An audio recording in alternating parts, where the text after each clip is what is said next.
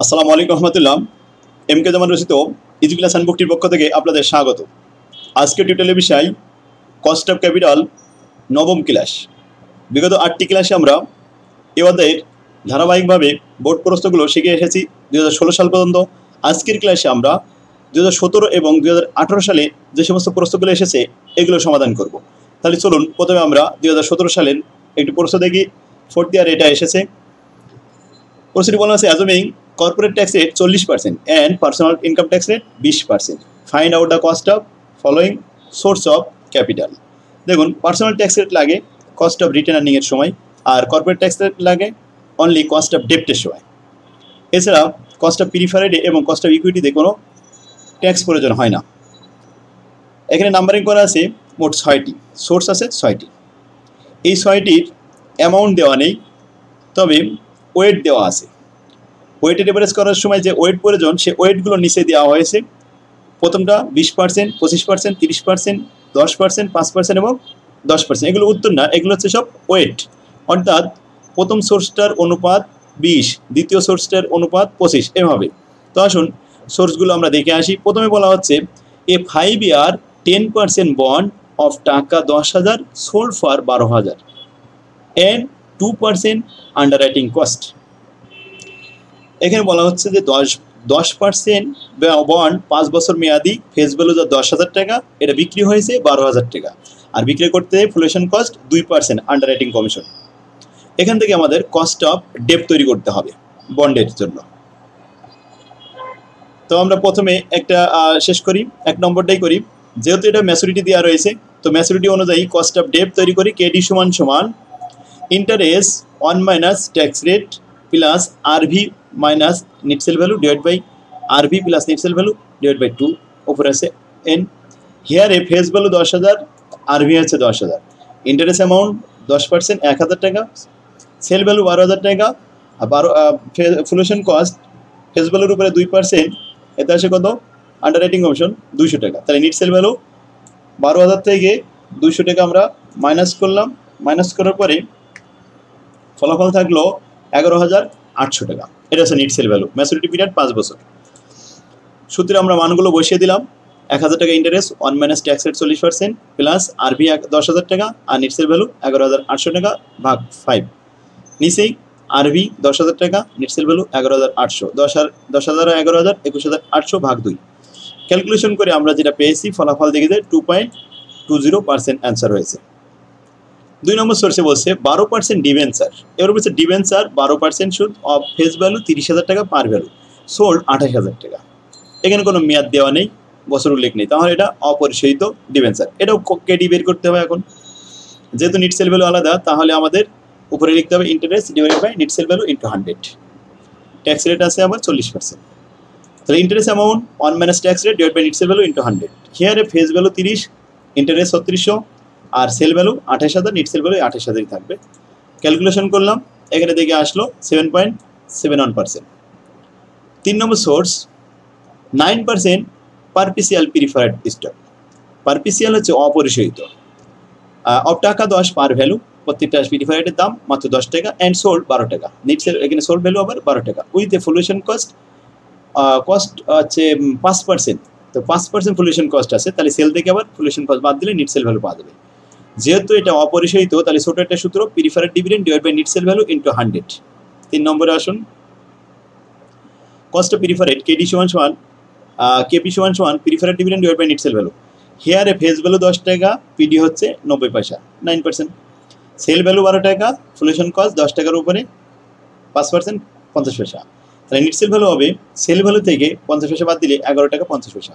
এটাই হলো আমাদের প্রিফারেড ডিভিডেন্ড। 90 পয়সাকে এখন ভাগ করলাম 11 টাকা 50 পয়সা দিয়ে ইন্টু 100, তাহলে 7.83% অ্যান্সার শেষ।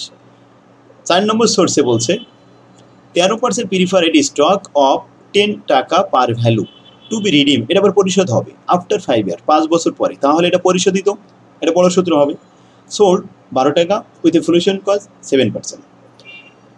4 নম্বর সোর্সে কস্ট অফ প্রিফারেড আমরা পরিশোধিত সূত্র বসালাম, preferred dividend plus RV minus net sale value ভাগ n whole divided by RV plus net sale value ভাগ 2। হিয়ারে আমরা ফেস ভ্যালু লিখলাম, আরভি লিখলাম 10 টাকা 10 টাকা, প্রিফারেড ডিভিডেন্ড হলো 1 টাকা 30 পয়সা, সেল ভ্যালু 12 টাকা, এফসি 10 টাকা 2%, 20 পয়সা। আর নেট সেল ভ্যালু থেকে 20 পয়সা বাদ দিলে 11 টাকা 80 পয়সা। ম্যাচুরিটি 5 বছর। সুতরাং মানগুলো বসিয়ে ক্যালকুলেশন করলাম, 8.62% আসলো। 5 নম্বর সোর্সে কি বলে, common stock share selling at a current market price P0 17 টাকা 50 পয়সা অ্যান্ড কারেন্ট ডিভিডেন্ড এখন D0 2 টাকা per share, which is expected to grow 6% and flotation cost 5% of market price. সরাসরি বলেছে মার্কেট প্রাইসের উপরে 5% হবে ফুলেশন কস্ট, তাহলে 17 টাকা 50 পয়সার উপরে 5%। তো এখন আমাদের KE বের করতে হবে।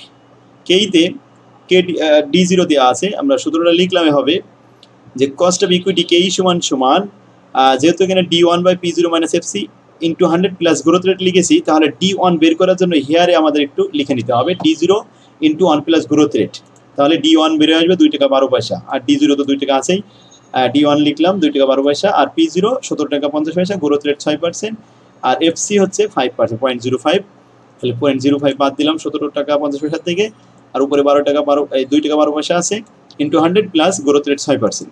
ক্যালকুলেশন করি 18.15%, এটাই ছিল 5%-এর 5 নম্বরের অল্টারনেটিভ। এবার alternative 6 number say a common stock share of the company which does not believe in further external financing is selling for 25 টাকা। বলছে যে কমন স্টক শেয়ার ইস্যু করবে, বাট তারা বাইরে বিক্রি করবে না, এটা ইন্টারনালভাবে বিক্রি করবে, এক্সটার্নালে বিক্রি করতে বিশ্বাস করে না। তাহলে যদি ইন্টারনালি বিক্রি করা হয় তাহলে সেটাকে বলা হয় কস্ট অফ রিটেন আর্নিং। এটা রিটেন আর্নিংয়ে চলে যাবে KR। The earning per share is হচ্ছে 3 টাকা and dividend per share, dividend pay out ratio 50%, তার মানে 3 টাকার অর্ধেক 1.5 টাকা অ্যান্ড এক্সপেক্টেড গ্রোথ রেট 7%। এই হচ্ছে ইনফরমেশন। ডির মান এখানে 1 টাকা 50 পয়সা হবে, আর P0 25 টাকা। তো আসুন আমরা লাস্ট 6 নম্বর ওয়ার্কিংটা দিকে আসি, KR। তো KR সমান D1 1 মাইনাস পার্সোনাল ট্যাক্সও আছে, তো পার্সোনাল ট্যাক্স রেট 20%, আর P0 25 টাকা, আর D1 কত 1 টাকা 50 পয়সা, 1 minus personal tax 20% into 100 plus growth rate আবার 7%। তো ক্যালকুলেশন করলাম, করে তারপরে প্লাস গ্রোথ রেট দেখালাম, 4.8 এর সাথে 7 যোগ করলে 11.80%। এই হলো আমাদের মোট টোটালি 6টা সোর্স অফ ক্যাপিটালে আমরা যে কস্টগুলো দেখালাম। এরপরে আমাদের কি বলছে, এখানে বলে determine the weighted average cost of capital assuming that, ধরে নাও যে the following weighted in capital structure. First 1 নম্বরের জন্য 0.20, 0.25, 0.30, 0.10, 0.5, 0.05, এরপরে 0.10। এই হচ্ছে ওয়েট দেওয়া আছে। তো আসুন আমরা একটা ছক তৈরি করি 5 কলাম বিশিষ্ট। তো প্রথমে সোর্স লিখলাম, অ্যামাউন্ট নেই বলে আমরা 2 নম্বর কলামটা লিখলাম না, এবার 3 নম্বর কলাম লিখলাম ওয়েট তো দেওয়া রয়েছে।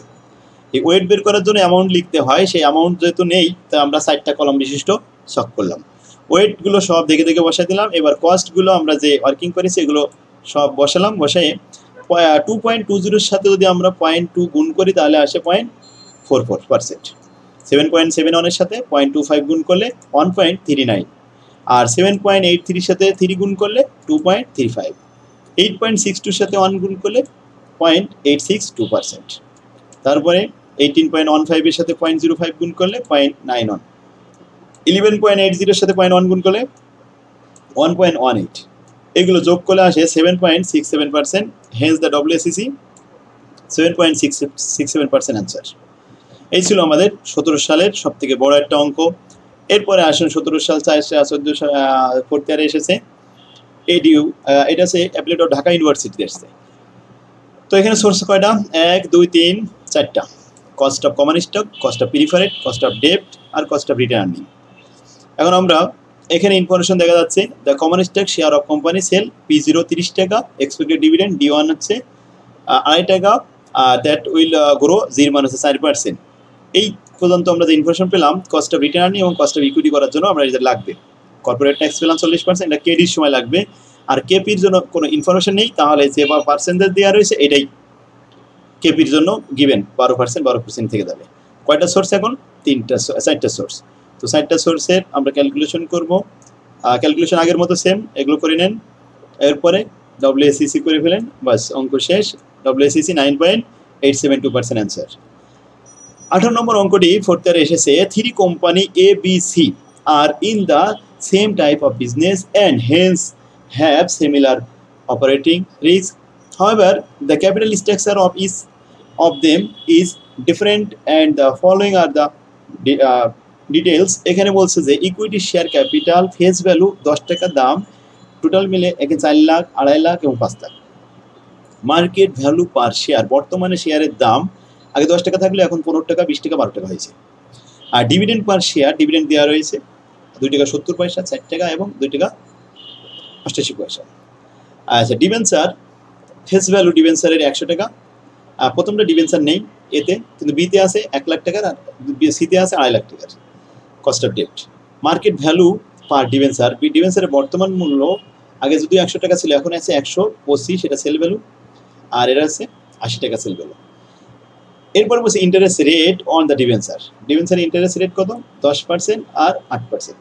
খেয়াল করুন যে এখানে 3টে কোম্পানি, শুধু প্রথম এ কোম্পানিতে একটা source only equity share, cost of equity বের করতে হবে। আর বিতে কস্ট অফ ইকুইটি এবং কস্ট অফ ডেট, দুইটা সোর্স। আর সিতে কস্ট অফ ইকুইটি এবং কস্ট অফ ডেট, এটা দুইটা সোর্স। এই দুইটা ওয়ার্কিং করে তারপরে assuming that the current level of dividend are similarly expected to continue infinitely and the income ট্যাক্সের 50%। হ্যাঁ, কস্ট অফ ডেটের সময় আমাদের ইনকাম ট্যাক্স ইউজ করতে হবে 50%। You are required to compute the weighted average cost of capital on the market value basis. Market value বেসিসে আমাদের weighted average cost of capital দেখাতে হবে। তো আসুন প্রথমে আমরা কস্ট অফ ইকুইটি তৈরি করি। কস্ট অফ ইকুইটি সূত্র কেই। এখন কেই এর জন্য উই নো দ্যাট আমাদের এক্সপেক্টেড ডিভিডেন্ড দেওয়া রয়েছে। তো এখানে আমরা অবশ্যই হেয়ারে লিখে নিলাম যে D1 এর মান হচ্ছে কত? 2 টাকা 70 পয়সা। আচ্ছা, বিতে অবশ্যই 4 টাকা, সিতে অবশ্যই 2 টাকা 88 পয়সা। তো প্রথমে আমি এর জন্য লিখলাম ডির মান 2 টাকা 70 পয়সা। আর P0 মার্কেট প্রাইস এখন কত? 15 টাকা। তাহলে উপরে D1 নিচে P0 ইন্টু মাইনাস এফসি তো নেই 0, তাহলে 2 টাকা 70 পয়সাকে 15 দিয়ে ভাগ করে 100 দিয়ে গুণ করলে আসে কত? গ্রোথ রেট নেই এখানে, তাহলে হলো 18%। আচ্ছা, বির জন্য D1 by P0 minus FC into 100। আচ্ছা, এটা আমরা দেখেছি বিতে ছিল কয় টাকা? 4 টাকা। আর সিতে আছে 2 টাকা 88 পয়সা। 4 টাকাকে 20 টাকা দ্বারা ভাগ করলে 20%।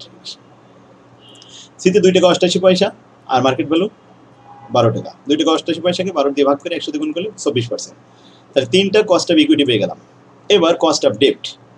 প্রথমে এতে আমাদের কোনো ডেট নেই, সুতরাং এ আসবে না। তবে বিতে হচ্ছে interest into one minus tax rate divide by net sale value. Net sale value দেওয়া রয়েছে 125 টাকা আর ইন্টারেস্ট তো 10 টাকা, অন মাইনাস ট্যাক্স রেট 50%। আমরা একটু দেখে আসি। এখানে বলছে 125 টাকা আর ডেট হচ্ছে 10%। এই তো আমরা সেটা লিখলাম ট্যাক্স রেট 50%। আচ্ছা, এখন ক্যালকুলেশন করে দেখলাম 5 টাকার 125 দিয়ে ভাগ করলে 100 দিয়ে গুণ করলে 4% হয়। সিতে ইন্টারেস্ট 8 টাকা আর on minus tax rate R net sale value 80 টাকা দেওয়া রয়েছে। ক্যালকুলেশন করলাম 4কে 80 দ্বারা ভাগ করে এটা 5%। কস্ট অফ ডেট শেষ। এখন আসুন WACC। WACC প্রত্যেকটা কোম্পানির আলাদা আলাদা করে করতে হবে। তো প্রথম সোর্স অফ ক্যাপিটাল 5টা কলাম বিশিষ্ট করলাম আর অ্যামাউন্ট এটা লিখলাম। তো যেহেতু এখানে এ কোম্পানি, তো এ কোম্পানির সোর্স তো একটাই, তো টোটাল ওই 4 লাখ, সুতরাং ওয়েট 1 হবে। 1-এর সাথে এবার 18% ছিল, এই যে 18%, এই 18% গুণ করলাম, তাহলে 18% একে 18%, অর্থাৎ এইটাই WACC। Hence the WACC 18% answer শেষ। বিতে 2টা সোর্স, একটা কমন স্টক একটা ডেপ্ট। কমন স্টক 2.5 লাখ আর ডেপ্ট আছে 1 লাখ, মোট 3.5 লাখ। 3.5 লাখ দিয়ে 2.5 লাখকে ভাগ করলে 0.7143 হয়। আর 1 লাখকে 3.5 লাখ দিয়ে ভাগ করলে 0.2857 আসে। এতে মিলে যোগফল আছে 1। কস্ট অফ ইকুইটি হয়েছিল 20% আর কস্ট অফ ডেট 4%। ইকুইটির সাথে আমরা 0.7143 গুণ করলাম 14.286 এতে আসে। আর ডিবেঞ্চারের রেট আসে 4-এর সাথে এটা গুণ করলে 1.1428%, তাতে আসে 15.43% আনসার। সিতে আসুন, 2টা সোর্স আছে, common stock 5 lakh, debenture 2.5 lakh, দুটো মিলে 7.5 লাখ।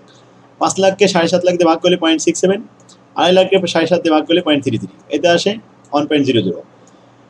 কস্ট অফ ইকুইটি ছিল সিতে 24% আর ডেপ্ট ছিল 5%। 24-এর সাথে 0.67 গুণ করলে হয় 16.08 আর 5-এর সাথে 0.33 গুণ করলে হয় 1.65, যোগ করলে হয় 17.73। তো হেন্স দ্য WACC 17.73% অ্যান্সার। এটাই হলো আমাদের WACC। তাহলে কত সাল গেল? 18 সাল। 19 সালে আমাদের এই অধ্যায় থেকে প্রশ্ন এখনো দেয়নি, এই জন্য লিখতে পারলাম না। এর পরবর্তীতে আমরা 19 এবং 20 একসাথে সলভ করব। তো সেক্ষেত্রে দেখুন আজকের ক্লাসে আমরা বোর্ড প্রশ্ন 18 সাল পর্যন্ত সমাধান করলাম।